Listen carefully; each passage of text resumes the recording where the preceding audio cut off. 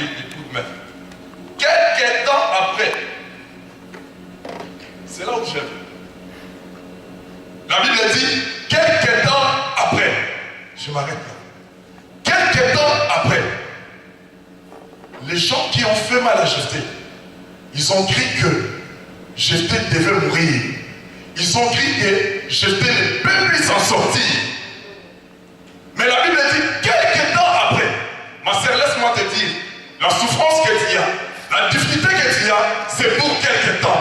N'abandonne pas ton Dieu, ne laisse pas ton Seigneur, c'est pour quelque temps. La Bible dit, c'est quelques temps après. Quelques temps après. Ça, c'était pour Jephthé. Mais de l'autre côté, quelques temps après, ceux qui ont fait des réunions pour chasser Jephthé. Quelques temps après, ceux qui ont fait la conspiration pour chasser Jephthé, ils étaient dans les problèmes. Ils te croyaient mourir, enterrés, détruits, brisés, paralysés. Mais quelques temps après, ils sont dans les problèmes. Ma sœur, quelques temps après, Dieu se souviendra de toi. Dieu tendra sa main sur toi. Dieu te délivrera. Dieu te rendra libre. Dieu proclamera son nom dans ta vie. Quelques temps après, vous croyez que j'étais enterré, mais ce n'était pas ça.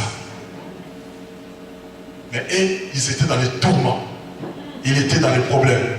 Ils ont construit, mais ils étaient dans les tourments. Pourquoi ils étaient dans les tourments? Parce qu'ils ont chassé Jephthé. Ils ont oublié que pendant que Jephthé restait avec eux, Dieu étendait sa main pour qu'ils ne puissent pas les envahir. Ma sœur, là où tu étais, là où tu habitais, s'il n'y avait pas la chasseresse, s'il n'y avait pas de maladie, s'il n'y avait pas de vol, s'il n'y avait pas de difficultés, parce que toi tu étais là, c'est toi qui soutenais cette maison, c'est toi qui soutenais ce centre, c'est toi qui soutenais ce travail-là.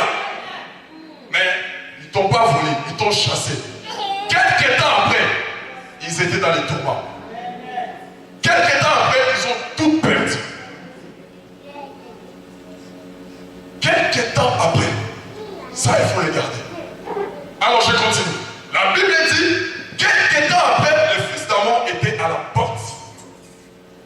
Il voulait entrer. Le fils d'Amon, c'est qui? Le fils d'Amon. Le fils d'Amon, j'explique le fils d'Amon. Le fils d'Amon, c'est le premier fils de Lot qu'il avait eu avec sa fille cadette. Tu vois, Lot, quand il était sorti de Sodome et Gomorrhe, ils étaient sortis avec les filles. Qui est ses filles? Alors, il a eu avec sa fille cadette un fils qu'on appelle Amon. C'est ça qui forme la tribu des Ammonites. Avec sa fille aînée, ils ont eu ce qu'on appelle les Moabites. Ils ont eu Moab. Alors, le fils d'Amon, ce sont ceux-là. Et ce jour-là, le fils d'Amon était à la porte. Mais qu'est-ce que Dieu dit des fils d'Amon? Je vais lire ça. Et les Moabites.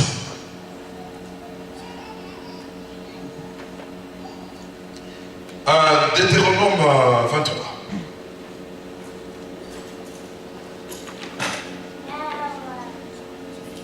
Deutéronome 23, 2, 3.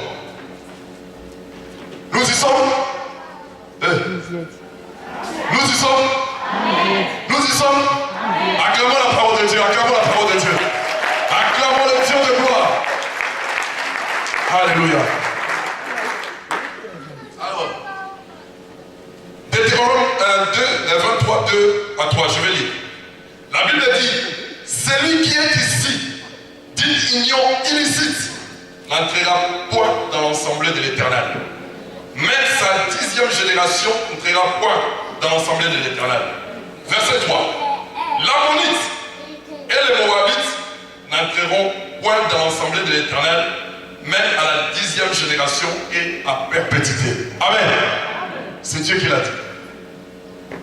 Ils n'entreront, l'Ammonite, ceux qui étaient maintenant à la porte des Galades, pour détruire les Galadites ce jour-là, c'était le fils d'Amon. L'Éternel a dit, ils n'entreront pas, et n'ont pas part dans l'assemblée de Dieu, de 10e 6e génération et à perpétuité. Il ne pouvait pas entrer. Mais dans les cadres que nous parlons ici, l'ammonite, c'est le diable lui-même. Amen. C'est vous, monsieur. Amen. Mais les retours, je ne les sens pas. Alors, l'ammonite, pour la parole de ce soir, c'est le diable lui-même. Il est à la porte. Maintenant, il est venu détruire, anéantir et paralyser ceux qui te faisaient mal. Pourquoi? Parce que la main de Dieu n'est plus là. Tout est parti. C'est toi qui as amené tout ce qui est de la divinité. Et ils sont restés libres. Et l'ammonite, maintenant, le diable est à la porte. Il veut détruire et il veut anéantir. C'est pour te montrer, lorsque tu es dans le désert, ne regarde plus en arrière. Lorsque tu traverses le désert, ne regarde plus les concombres que tu mangeais en Égypte. Ne regarde plus la vie que tu menais il y a 2 semaines passées. Mais regarde à l'éternel parce qu'il est en train de te donner une nouvelle vie. Une vie que tu n'avais pas avant. Une vie nouvelle. Et l'ammonite était à la porte. Mais si tu es toujours, tu as les soucis de rentrer là où tu étais, tu vas trouver l'ammonite. Et tu seras criblé avec eux là où ils sont. Amen. Et l'ammonite était à la porte. Mais qu'est-ce qui se passe maintenant? La Bible dit tous les anciens. Direction Tob. Vous connaissez Tob, non? On l'a dit. La ville où habitait. Tous les anciens, la direction Tob. La ville où habitait Jephthé. Pour leur dire, Jephthé vient combattre pour nous. Ça c'est pour accomplir la parole qui est dans Jérémie 15. Dans partie B. Partie B de Jérémie 15. La Bible dit, ce n'est pas vous d'aller vers eux, mais c'est eux de venir vers vous. Ce n'est pas toi de faire des reculs. Toi tu ne peux pas bouger. C'est eux de venir vers toi. Je connais un homme. Je connais un homme. Mais avant de l'entrer là, ils chercheront ton numéro de téléphone parce que ton Dieu est en train de faire quelque chose. Ils chercheront à connaître tes enfants. Ils chercheront à connaître ton mari.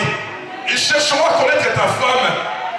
Parce qu'ils sentent qu'ils sont KO. Ils ne peuvent plus rien. Ils vont demander des renseignements. Où habite-t-elle? Où habite-t-il? Parce que j'ai besoin de les consulter. J'ai un souci, j'ai une situation. Qui peut me secourir? Ma sœur, ne pleure pas, ils te chercheront. Ils te chercheront parce que ton Dieu est vivant. Ton Dieu est vivant, c'est lui qui a la force, c'est lui qui est notre créateur. Je connais un homme. On est parti le chercher.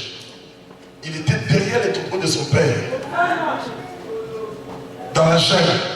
On est parti les chercher pour les faire rois. Le Seigneur est là, il veut t'élever. Il veut t'élever. Il veut te donner une place qu'il faut. Mais je te dis, ma soeur, mon frère, ce n'est pas à toi d'aller vers eux.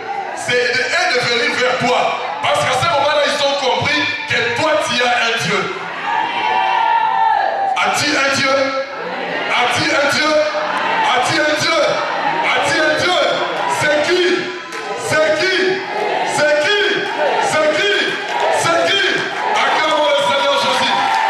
C'est le Dieu de Dieu, le Seigneur de Seigneur. Le roi des rois. La Bible dit c'est à eux de venir vers toi.